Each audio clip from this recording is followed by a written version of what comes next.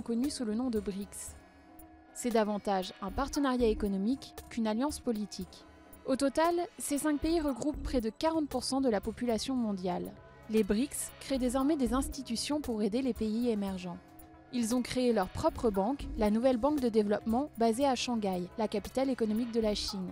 Elle est dotée d'un capital de 100 milliards de dollars et a pour vocation de financer les grands travaux d'infrastructure et les projets de développement des pays qui en font la demande. Un projet de fonds de réserve monétaire d'urgence doté de 100 milliards de dollars a aussi été approuvé par les 5 pays. Ces 2 institutions contribuent à offrir une alternative aux institutions financières mondiales que sont le FMI et la Banque mondiale.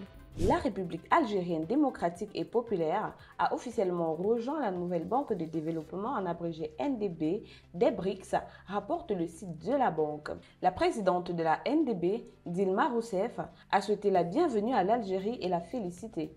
Selon elle, l'Algérie joue un rôle important non seulement dans l'économie de l'Afrique du Nord, mais aussi à l'échelle mondiale et contribuera sans aucun doute à renforcer la position de la NDB dans l'arène financière mondiale. Riche en ressources naturelles, dotée d'une économie dynamique et d'une position géographique stratégique, l'Algérie possède un immense potentiel de croissance et de développement, a souligné Dilma Rousseff, notant que la NDB s'engage pleinement à devenir un partenaire fiable et digne de confiance de l'Algérie en soutenant sa stratégie de développement durable.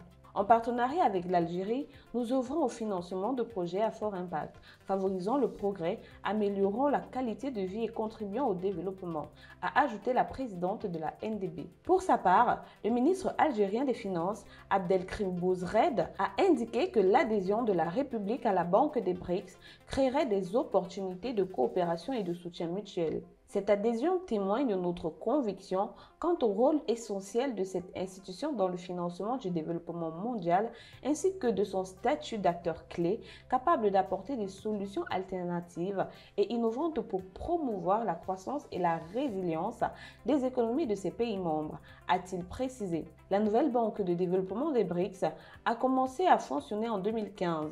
L'objectif principal de l'institution est de financer des projets d'infrastructure et de développement durable dans les pays des BRICS et les pays en développement. L'Algérie a été autorisée à devenir membre de la nouvelle banque de développement des BRICS en août 2024 lors de la 9e réunion annuelle de la NDB au Cap. L'adhésion de l'Algérie à la NDB intervient dans un contexte de redéfinition des équilibres économiques mondiaux où les BRICS cherchent à offrir une alternative crédible aux institutions financières dominées par l'Occident comme la Banque mondiale ou le FMI. En rejoignant cette dynamique, l'Algérie espère diversifier ses partenaires économiques, renforcer son autonomie financière et accéder à de nouvelles sources de financement pour ses grands projets d'infrastructure, notamment dans les secteurs de l'énergie, des transports et de l'eau. Par ailleurs, cette intégration marque une étape importante dans la stratégie de l'Algérie visant à renforcer sa présence sur la scène africaine et internationale. En tant que passerelle entre l'Afrique,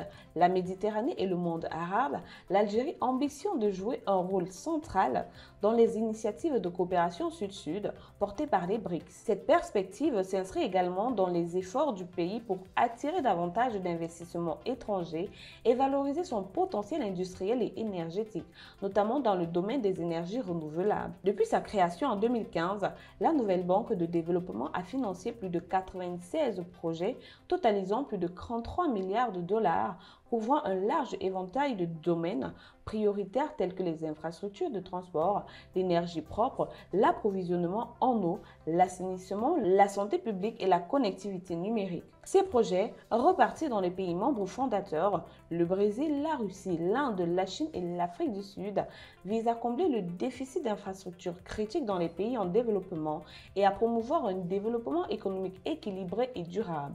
Parmi ces projets emblématiques, on peut citer le financement de centrales solaires en Inde, d'un système de métro urbain au Brésil, ainsi que le soutien à la modernisation des réseaux et de transport ferroviaire en Afrique du Sud. En Chine, la NDB a investi dans des projets de gestion intelligente de l'eau, dans des infrastructures visant à renforcer la résilience face aux catastrophes naturelles. Tous ces investissements ont été réalisés dans le cadre d'une politique de prêt orientée vers des objectifs de développement durable, en abrégé ODD, fixés par les Nations Unies. La NDB s'est également distinguée par son approche innovante et décentralisée, favorisant des partenariats avec des banques de développement régionales et nationales pour mieux s'adapter aux besoins spécifiques de chaque pays.